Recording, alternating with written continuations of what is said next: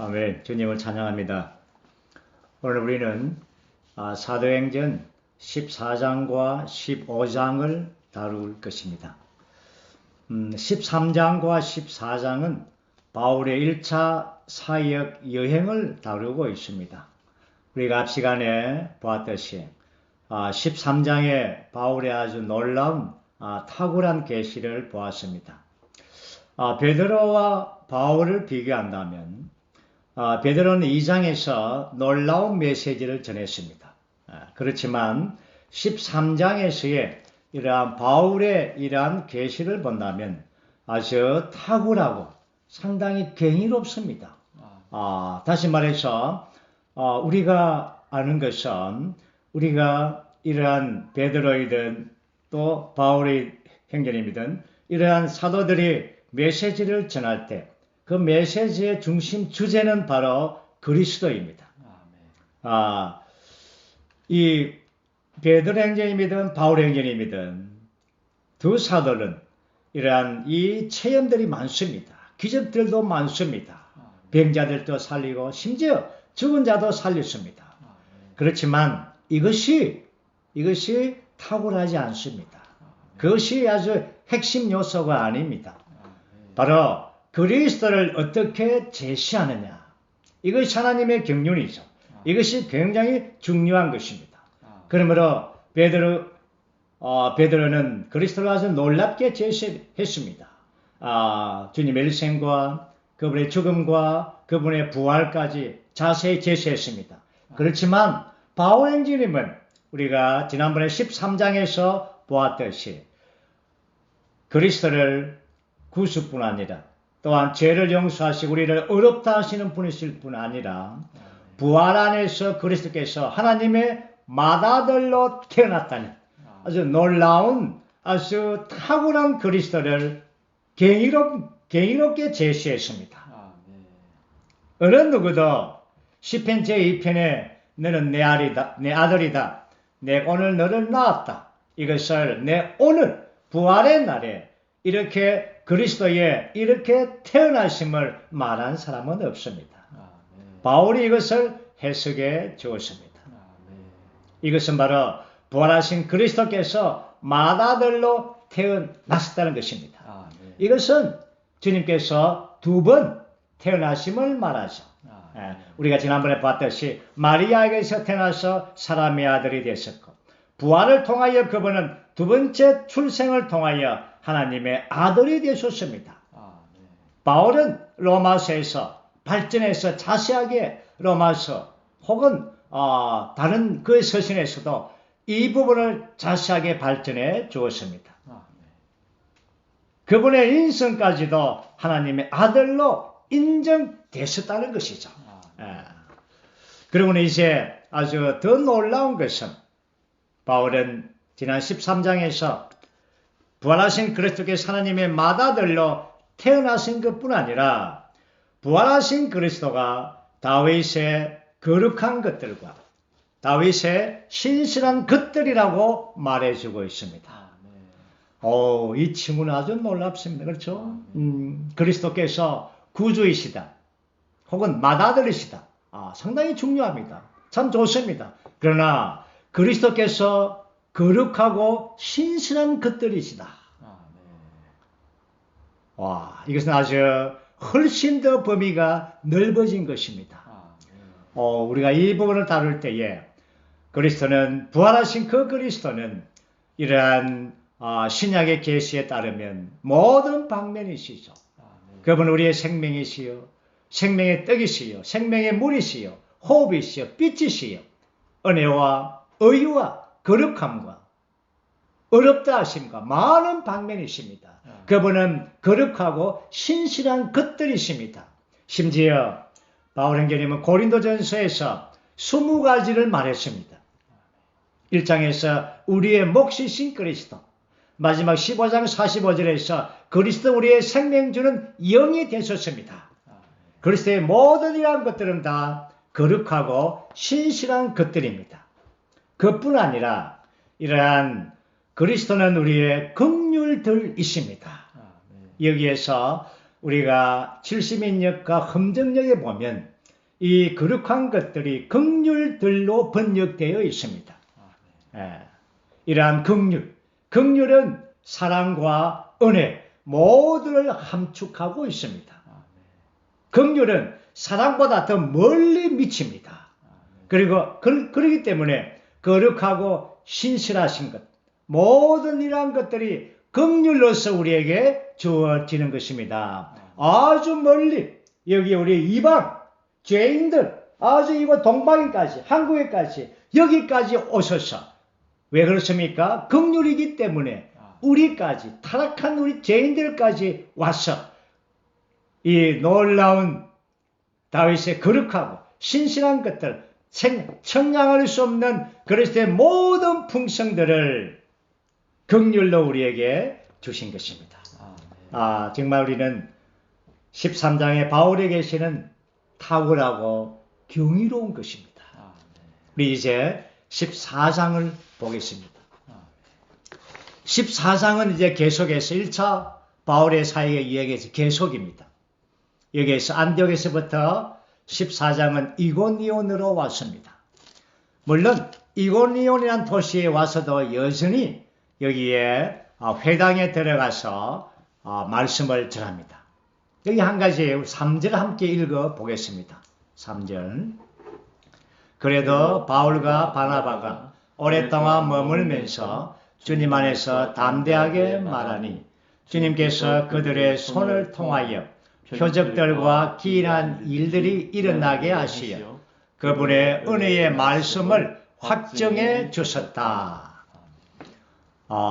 여기에 베드로 형제님 마찬가지로 바울 형제님도 이 손을 통하여 표적들과 기이한 일들 이러한 것들은 다시 말해서 사도들의 사역의 핵심이 아닙니다. 중심이 아닙니다. 이것은 바로 사도들의 사역의 전파를 위하여 이것이 바로 그들의 전파가 하나님의 속한 것이라는 확증을 주기 위하여 표적과 기이한 것들을 일어나게 했습니다. 여기에 아주 중심적인 계시는 은혜의 말씀입니다. 은혜의 말씀을 여기에 줬습니다. 우리가 지금 바울의 손에는 그들의 손에는 사실 신약이 손에 있지 않습니다. 그렇죠? 구약을 가지고 있죠. 그게 모인 회당에 모인 모든 사람들은 다 구약의 말씀을 가지고 있습니다. 아마 모세오경의 말씀이 중심이겠죠. 어쨌든 구약의 말씀을 가지고 있습니다. 그러나 여기에서 바울은 그분의 은혜의 말씀을 확증해 주었습니다. 구약의 모든 것들은 다 율법들은 다 그리스도로 대치된 것입니다. 은혜의 말씀으로.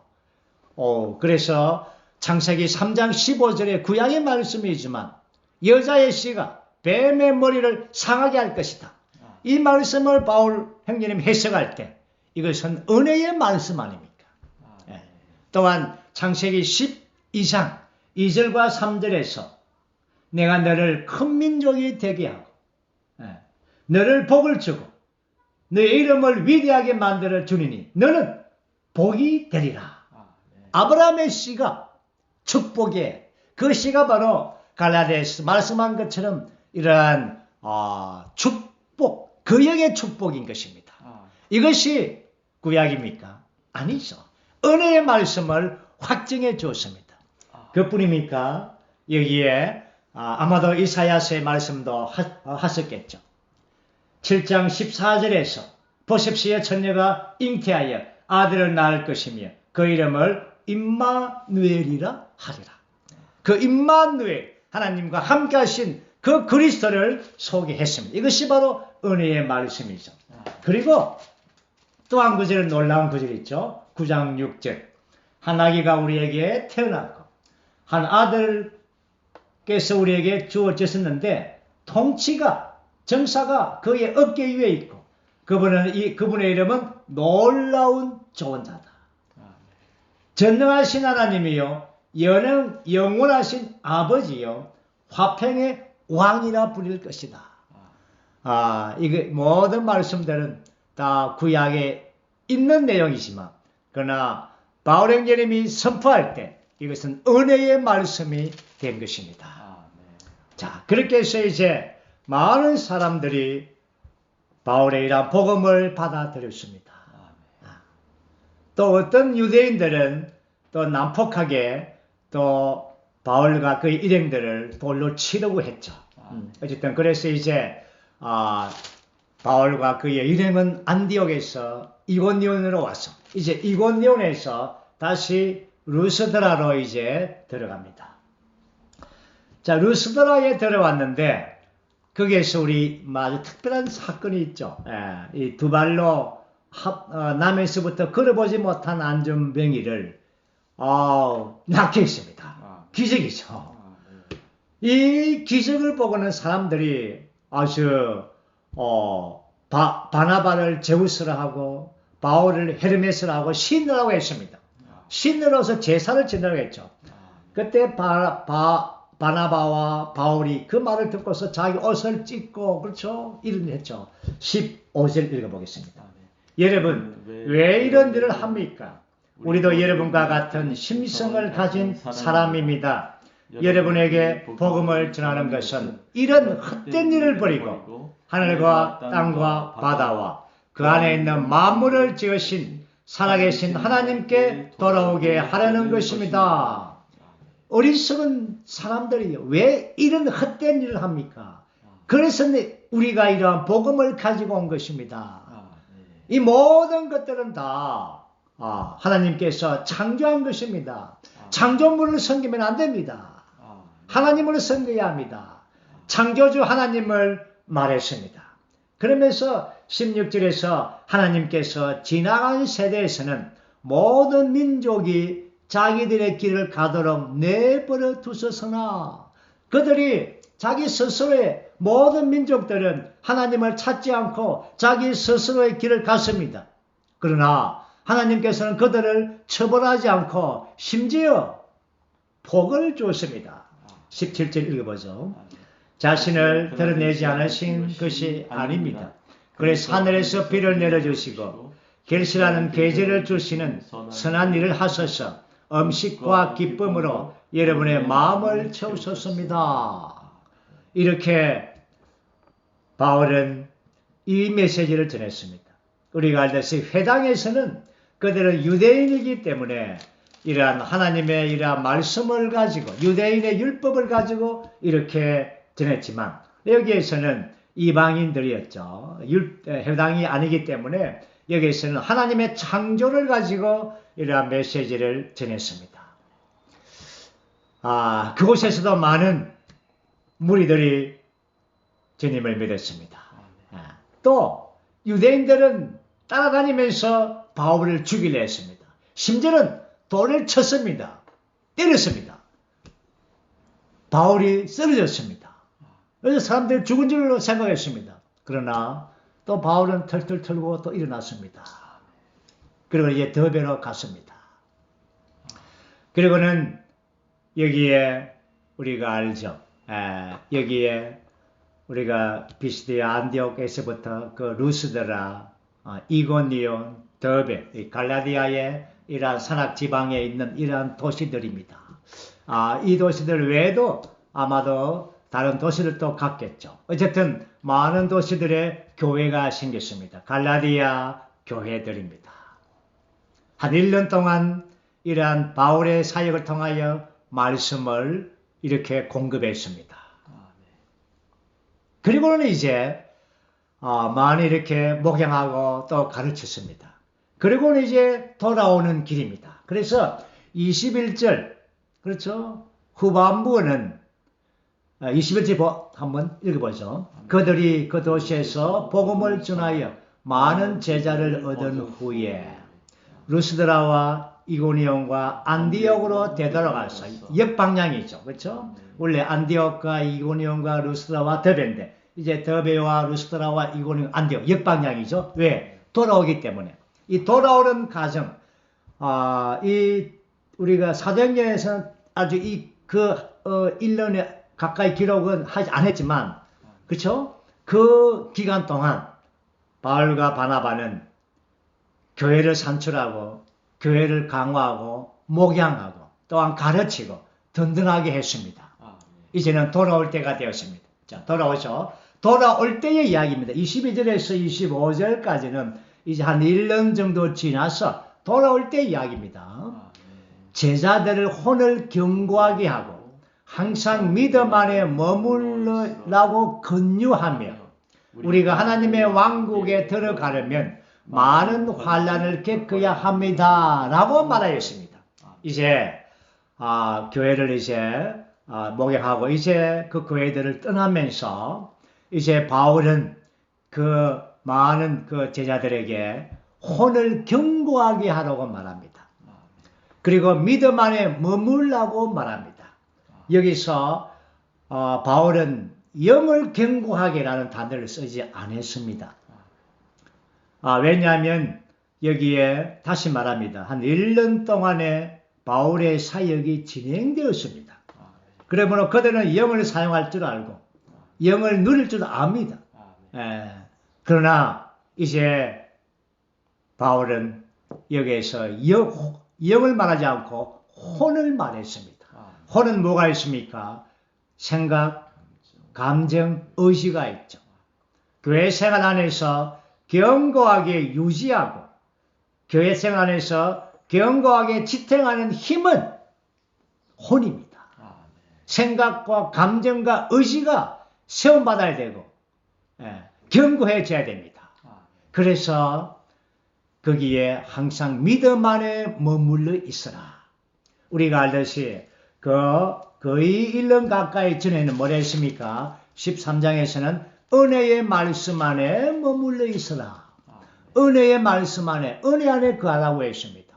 은혜는 무엇입니까? 은혜는 바로 주님을 누리는 방면입니다. 그렇죠? 주님을 누리고 그러나 여기에서 은혜 안에 거하라 하지 않고 돌아올 적에는 뭐라 했습니까? 믿음 안에 거하라는 겁니다. 여러분, 은혜 안에 거하는 것과 믿음 안에 거하는 것의 차이가 무엇입니까? 무엇입니까? 은혜 안에 거하는 것은 다만 누림 안에 거하는 것입니다. 그러나 믿음 안에 거하는 것은 이것은 바로 누림뿐 아니라 거기에 추구와 이해력과 연구가 있습니다. 다시 말해서 생각이 견고해져야 됩니다. 믿음이 무엇입니까? 믿음은 바로 그리스도의 인격과 역사입니다. 하나님의 신약 경륜의 모든 내용이 믿음입니다. 여기서 말하는 믿음은 객관적인 믿음입니다. 객관적인 그 믿음, 신앙 안에 머무르는 것입니다. 이것은 바로 바울이 1년 동안 그들에게 교통하고 가르친 그 모든 신약 경륜의 말씀, 그 말씀 안에 머물러 있으라는 것입니다. 그러기 위해서는 은혜의 방면뿐 아니라 믿음 안에서, 다시 한 번 더 말합니다. 믿음은 누림을 포함할 뿐 아니라 하나님의 신약 경륜의 모든 내용들을 연구하는 겁니다. 이해하는 겁니다. 무엇으로? 생각 안에서. 아멘. 그렇기 때문에 은혜 안에 거하는 것과 믿음 안에 거하는 것은 다른 것이죠. 그렇죠? 그렇죠? 깊이가 다른 것입니다. 그리고는 또 한 가지, 왕국 안에 들어가려면 우리 여기에서 저는 세 가지 거함이라는 단어를 쓰겠습니다. 은혜 안에 거함, 믿음 안에 거함, 왕국 안에 거함입니다.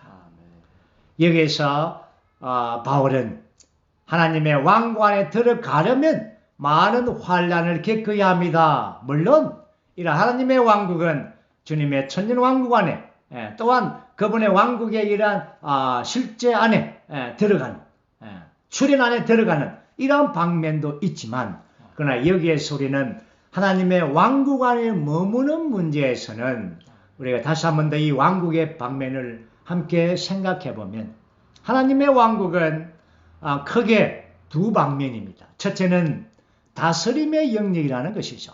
우리가 알듯이 왕국이다 할 때 거기에 다스림이 있고 왕이 있으니까 나라가 있으니까 다스림이 있고 거기에 통치가 있습니다. 거기에 질서가 있습니다. 맞습니다. 다스림의 영역입니다.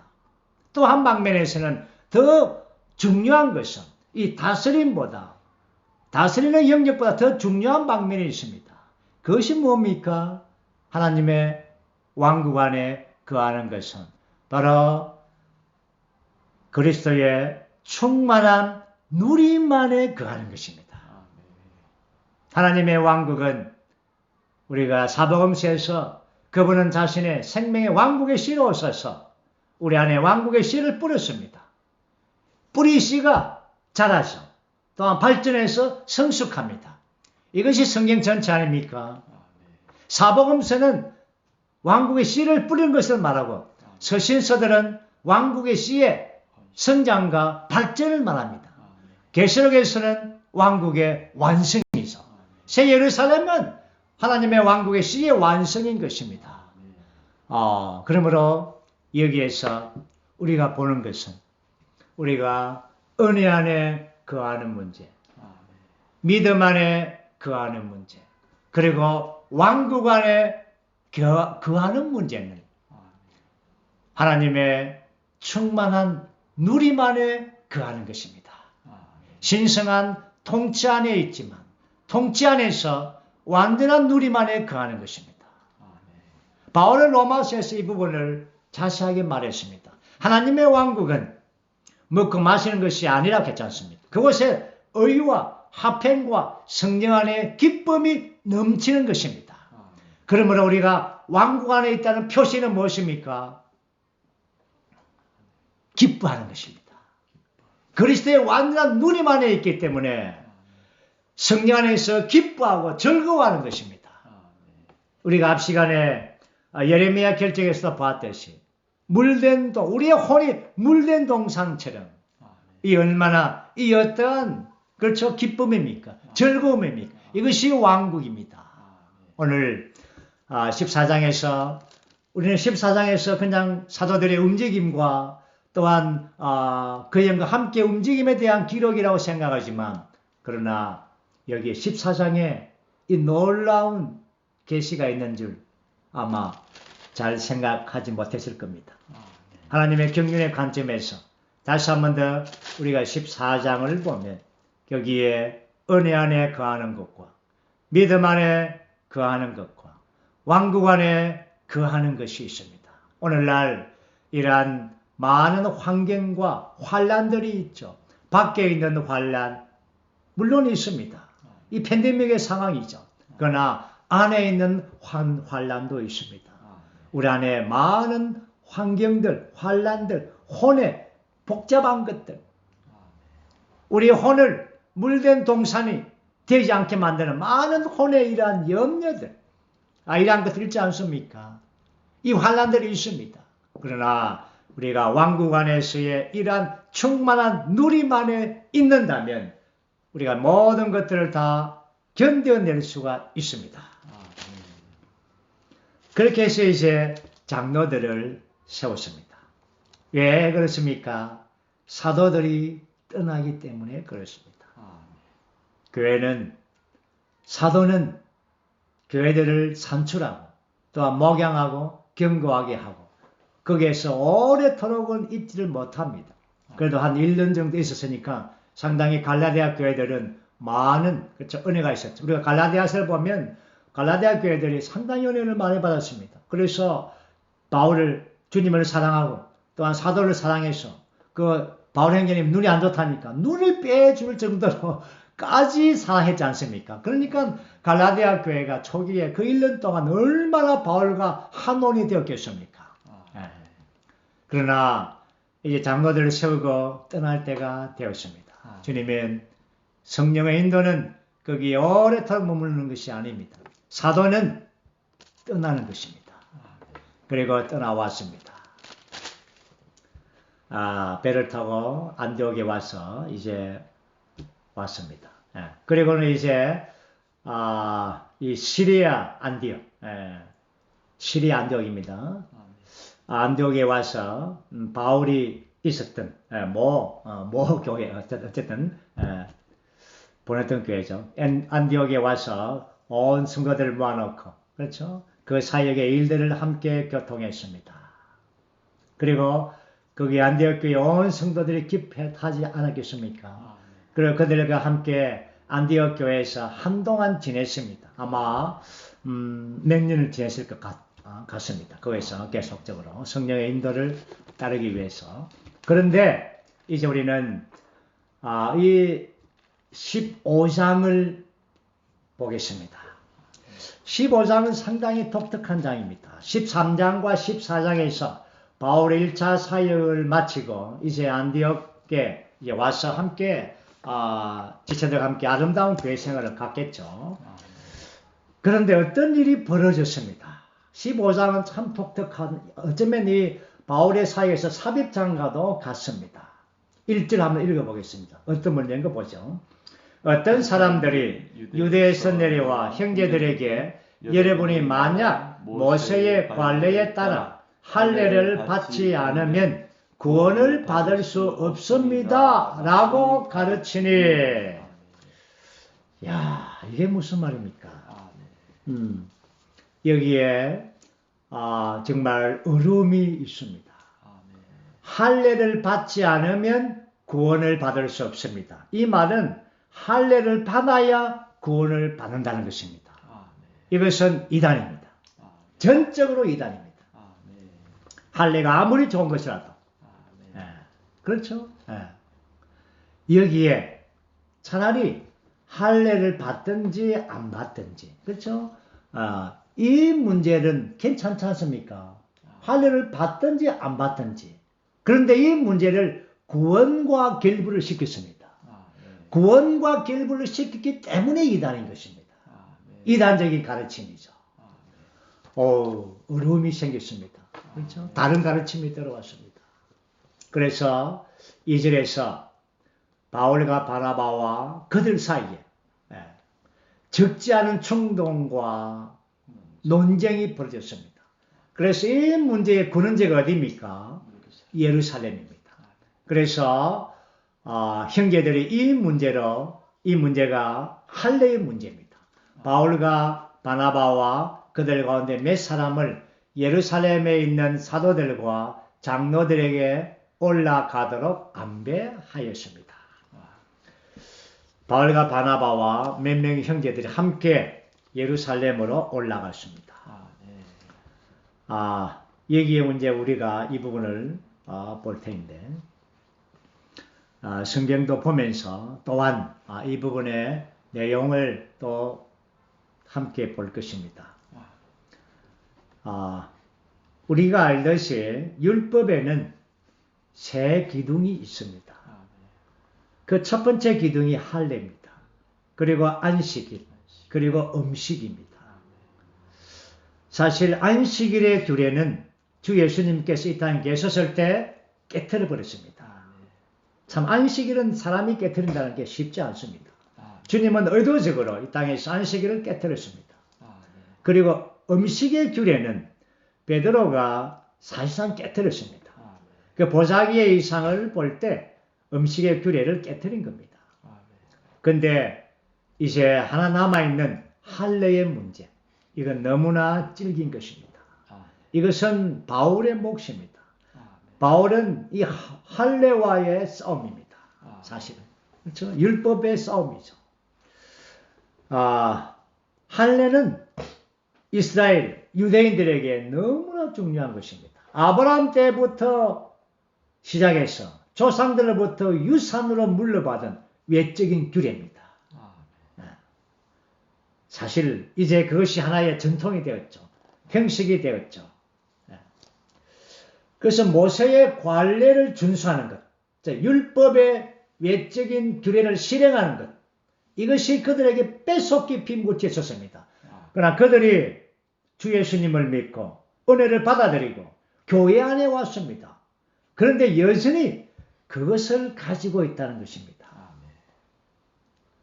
바울은 이것을 깨트리기 위해서 아주 전쟁을 치렀습니다.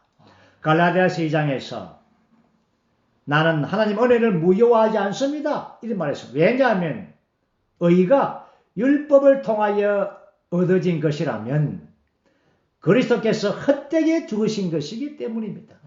여러분들은 할례를 받는 것, 율법을 지키는 것은 그리스도의 죽음을 무효화시키는 것입니다. 다시금 주님께서 우리를 자유케 했는데 다시금 율법의 노예됨 안에, 멍에 안에 다시 돌아가겠다는 말씀입니까? 아주 강하게 바울은 이 부분을 말했습니다. 다시 말해서 율법을 지키는 것은 하나님의 신약 경륜 전체를 무효화시키고 파기시키는 것입니다. 아주 바울은 그에 대해서 분명했습니다. 그렇기 때문에 이제 여기에 예루살렘에 올라갔습니다. 거기에 자 제가 한 가지 물어보겠습니다. 자 자매님들 이 말씀을 추구하는 행자매님들이요. 이러한 책임의 원인은 누구에게 있습니까? 왜 이것이 이 사건이 벌어졌습니까? 베드로. 네. 사실 이 사건의 이러한 근본적인 책임은 미안하지만 베드로와 야고보입니다. 사실은 그 예루살렘 교회에서 거기에서 이 조치를 취해야 되죠. 이제는 신약 시대에서 주님의 새 언약을 이 신약의 경륜 안에서 구약과 율법은 끝났습니다. 담대하게 선포하고 그랬어야 되죠. 그런데 여기에 베드로와 야고보는 이러한 부분에 대해서 그렇게 적극적이지를 못했습니다. 심지어 야고보가 책임이 더 아마 클 겁니다. 그렇죠? 그러므로 거기에 있는 예루살렘에 있는 이 사람들이 와서 안디옥에 이방인 교회에 와서 이렇게 다른 가르침을 이단의 가르침을 말했습니다. 바울 형제님은 갈라디아서에서 그 행제들을 거짓 행제라고 말했습니다. 어쨌든 이러한 문제가 이제 퍼져버렸습니다. 이제 이 문제를 해결해야 됩니다. 그렇지 않습니까? 퍼진 걸 어떻게 하겠습니까? 이제 해결해야 되죠. 교회 안에 어떤 문제가 있으면 문제가 된 것은 된 겁니다. 그 원인을 너무 따져서 안 되죠. 문제에 해결해야 됩니다. 해결은 무엇입니까? 교통입니다. 예루살렘에 회의가 열렸습니다. 사실은 여기에 사도들과 장로들의 회의입니다. 인도자들의 회의이죠. 그렇지만 그 내용을 보면 그것은 회의라기보다 하나의 교통의 의미를 가지고 있습니다.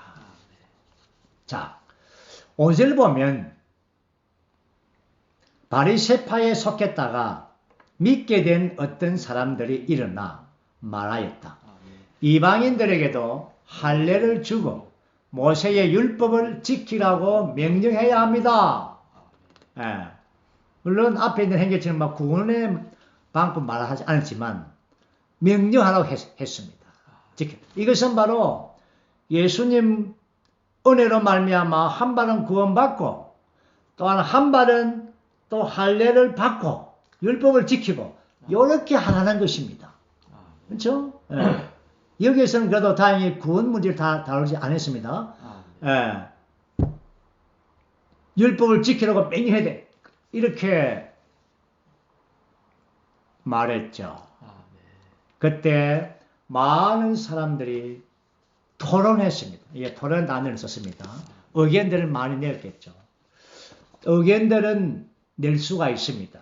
우리가 봉사 집회할 때에 자기의 부담을 말할 수가 있겠죠. 자, 그러나 거기에 이제 말했지만 여기에 거기에 마지막으로 이제 일어나는 행제들은 몇 명밖에 되지 않습니다.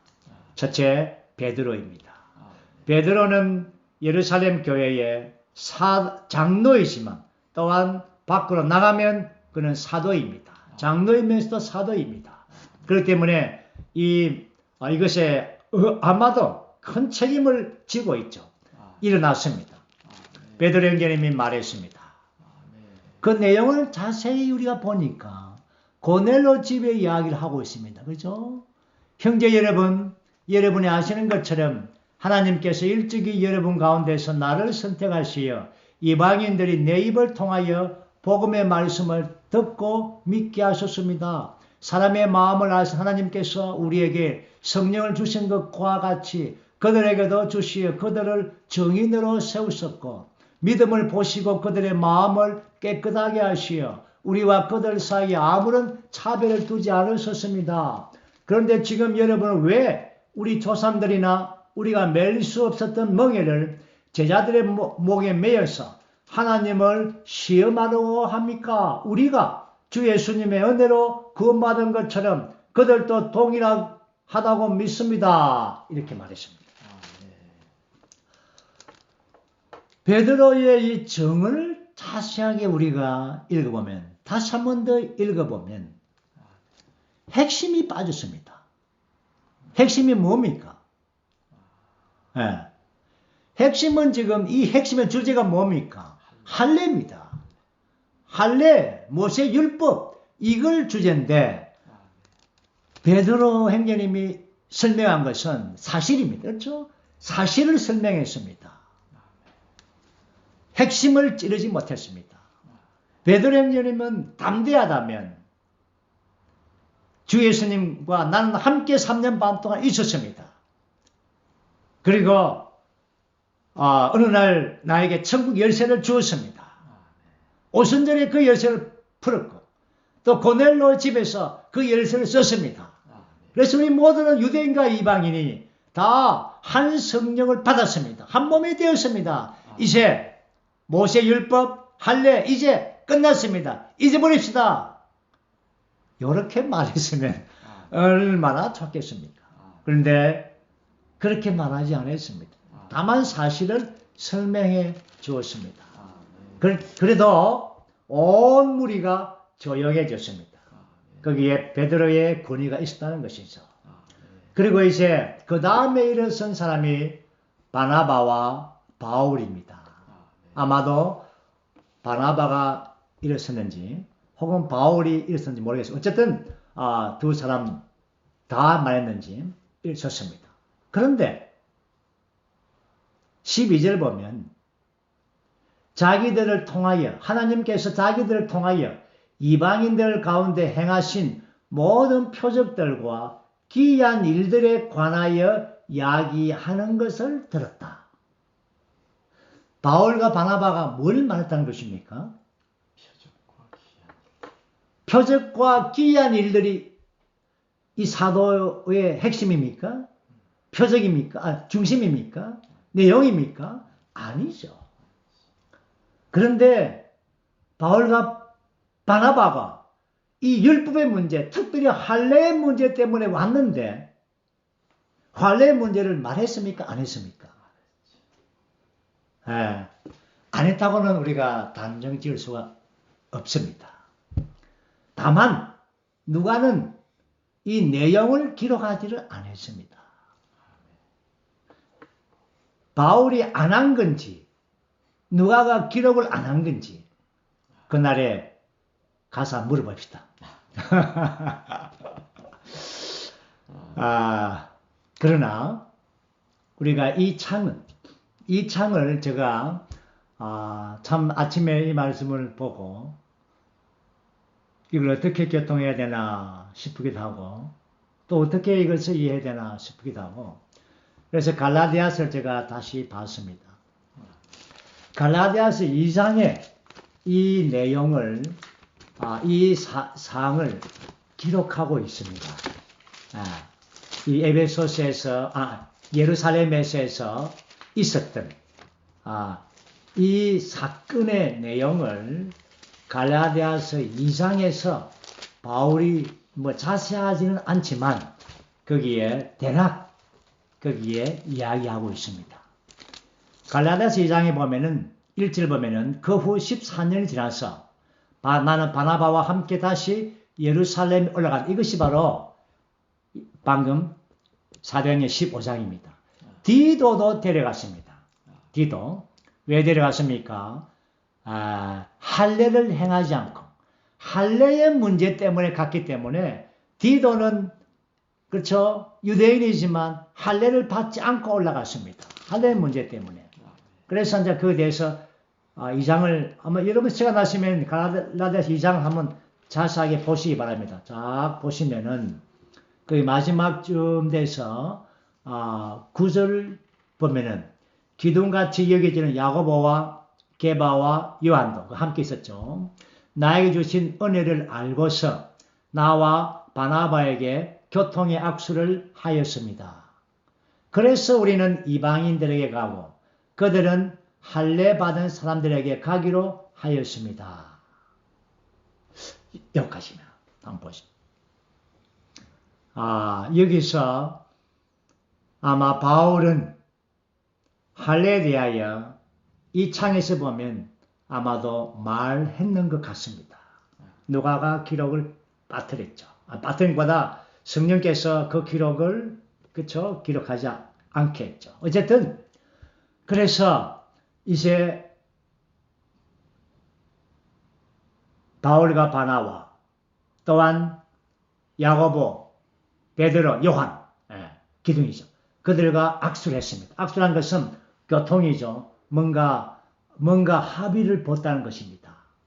그래서 이제 우리는 할례 받지 않은 이방인들에게 또한 그들은 또 할례 받은 사람들에게 가도록 아마 이렇게 아마도 교통이 됐는 것 같습니다. 그러나 여기에 결정문에는 이 교통의 결정문에는 그 내용을 기록하지 않았습니다. 어쨌든 이 부분을 더 깊이 들어가고 싶지 않습니다. 왜냐하면 성령께서 이 부분을 그렇게 깊이 말하지 않았습니다. 자, 20절에서부터는 이제 다시 마지막으로 일어선 사람이 있습니다. 누굽니까? 야고보입니다. 자, 야고보가 이제 13절에서 야고보가 일어나서 말했습니다. 그런데 15절, 16절을 이렇게 읽어보면은 구약의 신원서의 말씀을 인용했죠. 그런데 그 인용의 내용이 지금 시대가 아닙니다. 다음 시대, 왕국 시대. 내가 다시 돌아와 다윗의 무너진 장막을 다시 건축할 것이고 그 허물어진 것을 다시 건축하여 바로 세울 것입니다. 이것은 이스라엘의 복원의 때를 말하고 있죠. 어쨌든 뭔가 핵심이 중심을 찌르지는 못하고 있죠. 그러나 20절 보면은 다시금 이 문제 돌아왔죠. 이방인들도 주님께서 찾는다 그런 의미로 말한 거죠. 그 보면은 그들에게 이방인들에게 편지해가지고 우상들로 드레피신 음식, 음영, 목매이 죽인 것과 피 이것을 멀리 하라고 하면 좋겠습니다. 라고 결론을 맺었습니다. 여기에 핵심 문제, 할례의 문제는 기록하지 않습니다. 자, 그렇게 해서 이제 이 문제의 결정 상황에 왔습니다. 자, 우리는 예루살렘의 이러한 회의 혹은 이 교통에 대해서 이러한 결정의 상황을 보겠습니다. 정말 우리가 이러한 것을 볼 때 참 안타까움이 있고 우리가 지금의 회복 안에서 정말 밝은 빛 안에서 이렇게 볼 때 정말 안타까운 부분이 아쉬운 부분이 많이 있죠. 왜 베드로가 그 담대하지 못했을까?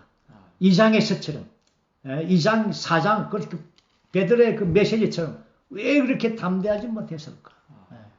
그리고 왜 야고보가 베드로보다 인도 직분이 한 발 앞서서 있었을까? 상당히 이런 부분들이 그렇죠. 아쉬움이 남은 부분이 있습니다. 어쨌든 우리는 이 예루살렘 회의의 결정문을 보겠습니다. 이 결정문은 네 가지입니다. 자, 네 가지. 첫 번째 결정문은 24절입니다. 한번 읽어보죠. 우리 가운데서 몇몇 사람들이 여러분에게 가서 우리가 시키지도 않은 말로 여러분을 괴롭히고 여러분의 마음을 혼란하게 했다고 들었습니다. 자, 이 첫 번째 결정문은 거기에 간 사람들은 사도들이 시키지 않은 것입니다. 왜냐하면 이 할례의 문제를 구원의 문제와 결부 안 시켰습니다. 그래서 바울은 갈라디아서에서 그 형제를 그렇죠? 거짓 형제라고 말했습니다. 그렇죠? 예. 그래서 이 부분에 대해서 예루살렘의 사도들은 이 부분을 사실 약간의 사과문이 있었죠. 예. 자, 그 다음에 이제 두 번째 결정문입니다. 25절, 26절. 그래서 우리는 한 마음 한 뜻이 되어 사람들을 선택하여 우리가 사랑하는 바나바와 바울과 함께 여러분에게 보내는 것을 좋게 여겼습니다. 바나바와 바울은 우리 주 예수 그리스도의 이름을 위하여 자기 목숨을 내놓은 사람들입니다. 여기서 두 번째 결정문은 바나바와 바울에 대한 이러한 확증이죠. 주 예수님 그리스도를 이름을 위하여 자기 목숨을 내놓은. 그리고 우리는 한 마음 한 뜻이 되었다. 우리가 사랑하는 바나바 바울, 사도들은 바나바 바울을 한 마음 한 뜻이라고 말했고, 또 사랑하는 바나바 바울, 또 뭐라 했습니까? 주님의 이름을 위하여 목숨을 내놓은 사람들, 이렇게 설명해 주었습니다. 근데 여기 보면은 바울과 바나바가 아니라 바나바와 바울입니다. 어쨌든 좋습니다. 이렇든 저렇든 어쨌든 형님들의 이런 상당히 좋은 교통이 있었습니다. 그 다음에 세 번째 결정문은 27절입니다. 우리가 유다와 실라를 보냈으니 그들도 같은 것을 말로 전할 것입니다. 유다와 실라를 보낸 것은 앞서 간 사람들은 우리가 보낸 사람들이 아닙니다. 할례를 받지 않으면 구원이 없습니다. 라고 말한 사람들은 우리가 보낸 사람들이 아닙니다. 이제 우리가 유다와 실라를 보냅니다. 우리의 말을, 우리의 뜻을 그들이 말할 것입니다. 그래서 다시금 유다와 실라를 두 사람을 보낸 것입니다. 아멘. 그 다음에 이제 네 번째 결정문. 네 번째 결정문은 29절입니다. 우상들에게 바쳤던 희생 제물과 피와 목매어 죽인 것과 음행을 멀리 하십시오. 여러분이 이런 것에서 조심하여 자신을 지킨다면 잘하는 것입니다. 건강하시기 바랍니다. 이렇게 해서 네 결정문을 가지고 보냈습니다. 이 결정문의 편지에서 우리는 참 맹쾌하다는 느낌은 없습니다. 그렇지만 이 분위기를 볼 때 상당히 그나마 상당히 좋은 분위기. 예루살렘의 어떤 오해가 풀렸고 또 안디옥의 교회와 예루살렘의 교회, 유대와 이방인의 교회들 사이에 이러한 참 좋은 교통을 가졌다고 느껴집니다. 물론 여기에서 할례를 문제, 율법을 지키는 문제, 이런 문제는 썼지 않았지만 그러나 율법의 이 내용 네 가지를 쓰여줬죠. 그런데 아마 할례의 문제는 여기에 기록이 안 됐지만 그러나 뭐 이면합의할까요? 어쨌든 이러한 상에서 좀 교통이 있었던 걸로 생각됩니다. 왜 그렇게 생각합니까? 제게 물어본다면 이 편지를 가져가서 이 편지를 읽고 거기에 유다와 실라가 왔고 또 바나와 바울이 와서 안디옥 교회 성도들 함께 있을 때 안디옥 교회 온 성도들이 격려를 받고 기뻐했습니다. 이 말은 할례를 문제를 어느 정도 해결했다는 뜻입니다. 그렇게 여기십니다. 아멘. 아멘. 네. 이렇게 해서 31절 그들은 편지를 읽고 격려의 말에 기뻐하였습니다. 누가? 안디옥 교회의 모든 성도들이. 32절 유다와 실라도 신원자였으므로 여러 말로 형제들을 격려하며 경고하게 해주었습니다. 그렇죠. 이렇게 돼야죠. 예루살렘에서 온 두 형제였죠. 그렇지만 여러분, 아주 격려하고 또 경고하게 해주고 이들은 신혼자이기 때문에 얼마나 정말 놀라운 그렇죠? 계시의 말을 해 주었을 것입니다. 예. 이렇게 해서 아주 좋았습니다. 오래도록 지냈습니다. 안디옥 교회가 참 평강을 얻었습니다. 할례 문제가 어느 정도 해결되었습니다. 그렇죠? 자, 33절.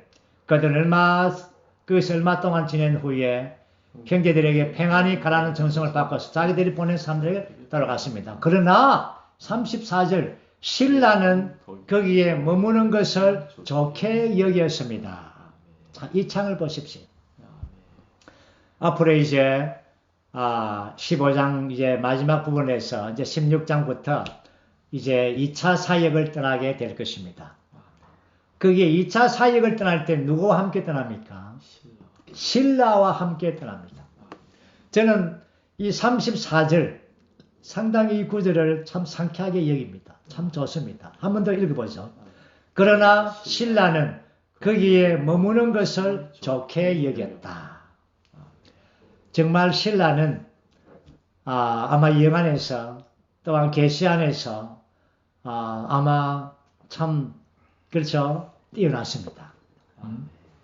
예루살렘에 있는 그 분위기, 안디옥 교회의 분위기를 봐서 바울의 그 말씀 오래도록 있으면서 바울의 계시 안 들었겠습니까? 들었죠. 신라는 영적으로 그렇죠 알았습니다. 하나님의 신약 경륜의 그 계시를 안 거죠. 그래서 한 명은 돌아가고 한 명 신라는 남았습니다. 내가 여기 있겠습니다. 아멘. 우리 여기 있어야 됩니다. 우리 여기 사역 함께 있어야 됩니다. 네. 자, 이제 35절에서 39절까지는 바나바의 문제입니다. 자, 바울과 바나바가 이제 다시 복음을 전파하기로 가겠죠. 자, 이제 살펴보기도 하고. 그런데 37절, 바나바는 마가라고는 요한도 함께 데리고 가려 하였다. 38절, 그러나 바울은 밤빌리아에서 자기들을 떠나 함께 일하러 가지 않은 사람을 데려가는 것이 마땅치 않다고 생각하였다.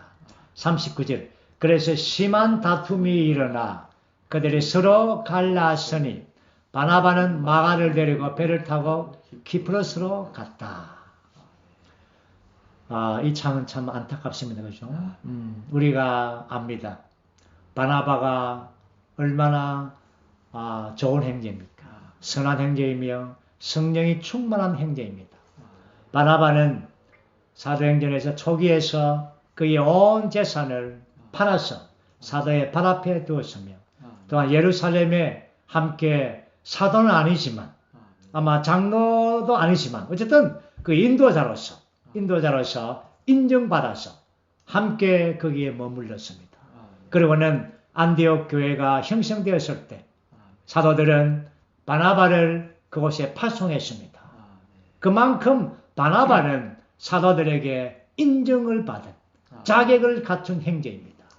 그리고는 바나바는 그곳에서 우리가 알듯이 그 산 너머 길리기아 다소까지 가서 바울을 데리고 왔습니다. 그리고는 바울과 함께 안디옥 교회에서 함께 봉사함으로 안디옥 교회가 비로소 그리스도인이라는 칭호를 받을 정도로 바울과 바나바는 그 사역이 풍성했습니다. 놀라웠습니다. 아름다웠습니다. 그리고는 1차 사역에서 바나바와 바울이 함께 이 사역의 여행을 다 마치고 또 예루살렘에서 할례의 이 전쟁에 영적 전쟁에 바나바도 함께 참여해서 놀라운 이 문제를 어느 정도 해결하고 왔습니다. 바울과 오래 함께 있었습니다. 참 안타까운 것은 바울 안에 있는 그 엄청난 계시의 말을 듣지 않았겠습니까?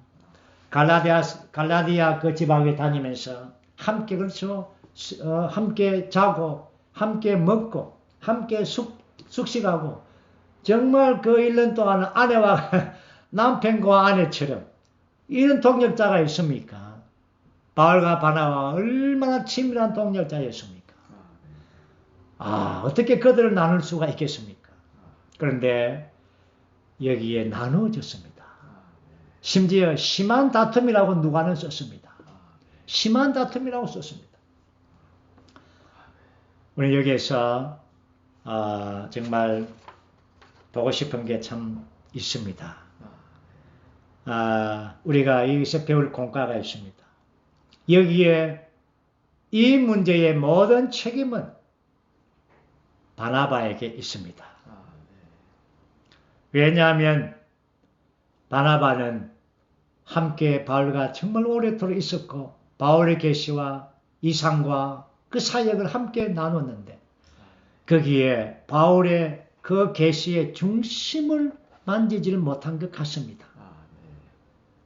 겉으로는 이 천연적인 관계죠. 그래서 천연적인 이 어떤 문제를 해결하지도 못했고 마가를 데려가려 했죠.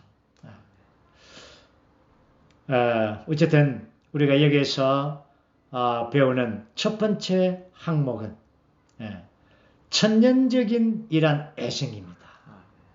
천연적인 애정을 이렇게 가지고 왔습니다. 주님의 일 안에서 참 천연적인 것들 어쩌면 좋습니다. 천연적인 인내, 천연적인 친절함 많은 것들이 좋지 않습니까? 그러나 주의 회복 안에서 사역의 움직임 안에서는 이러한 것이 심각한 문제가 될 수가 있습니다. 주님의 일 안에는 천연적인 애정이 들어올 수가 없습니다. 저는 이 말씀을 읽으면서 네 형제님과 이 형제님의 어떤 것이 생각이 났습니다. 형님 함께 있으면서 어떤 농담을 하지 않았다고 했습니다. 천연적인 관계를 형성하지 않았습니다. 이 어떠한 동력입니까? 그렇죠? 그 다음에 더 중요한 것은 아마도 바나바는 이 바울의 인도 직분, 우리가 1차 사역 때 보았듯이 이름이 사울에서 바나바로 바뀌었고 또한 그 바나바와 바울의 서열도 성령은 어느 날 바울이 앞장서게 만들었습니다. 그리고 거기 1년 동안의 사역에서 대부분의 모든 계시는 바울이 쏟아냈습니다. 그러므로 바울의 인도 직분이 있었던 것입니다. 그러면 바나바는 그 두 사람이지만 여러분 100명이 모여도 인도 직분을 알아야 됩니다. 1000명이 모여도 여기에 두 사람이 모여도 거기 인도 직분을 알아야 됩니다. 누가 인도 직분인지. 바울은 그곳에서 바울의 인도 직분인 것을 인식하지 못한 것 같습니다. 참 안타까운 것입니다. 그래서 바나바는 안타깝게 이 사도행전에서 퇴장을 합니다. 그렇죠? 어쨌든 그러나 주님의 일은 주님의 사역은 계속 전진해야 됩니다. 다음 시간에는 우리가 제2차 사역에 더 전진된 이러한 놀라운 이러한 움직임과 또 그 중간중간 또 계시와 또한 진리가 있다면 함께 볼 것입니다. 주님을 찬양합니다.